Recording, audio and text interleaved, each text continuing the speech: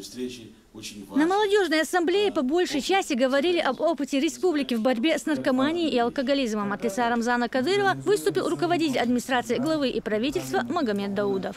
Действительно, нашим главным богатством является здоровье, сильная, духовно зрелая молодежь. Именно таким должно быть новое поколение нашей республики, которому завтра предстоит продолжить курс нашего первого президента, Героя России Ахмада Хаджи Кадырова, а также развивать республику и Россию, защищать нашу Родину от любых посягательств. Глава Чеченской Республики, Герой России Ахмад Кадыров. Чечня, пожалуй, один из немногих субъектов России, где здоровый образ жизни не просто лозунг, а цель, которую успешно реализует руководство региона. Во главе борьбы с негативными явлениями стал лично Рамзан Кадыров. За это был удостоен звания первого номинанта премии Российской наркологической лиги. Общероссийская общественная организация «Российская наркологическая лига» приняла решение об учреждении и установлении такой премии, как «Человек года» в борьбе и в профилактике с наркоманией, алкоголизмом в стране.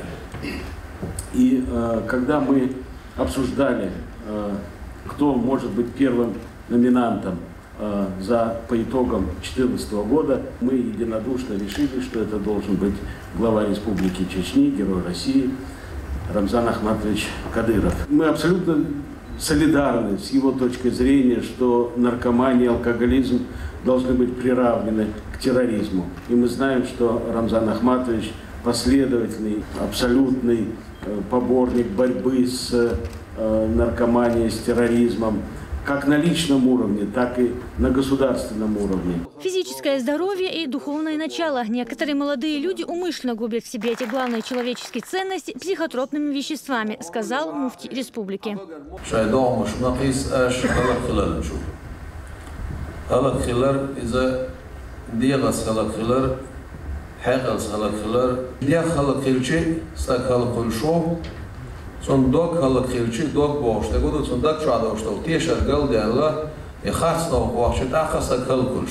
Наркомания в Чечне приравнена к терроризму. Это зло, с которым нужно бороться до полного искоренения, говорят правоохранители. В этой борьбе не может быть сторонних наблюдателей и равнодушных.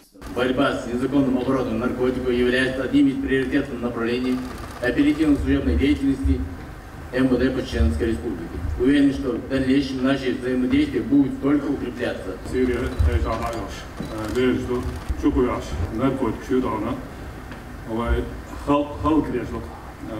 И программою наши чужбина России его задачу Европе Западе Здесь же Российская наркологическая лига наградила почетными грамотами представителей исполнительной власти и молодежи, активно выступающих за здоровый образ жизни. Ясмина Гацаева, Таймир Хаджиев. Новости.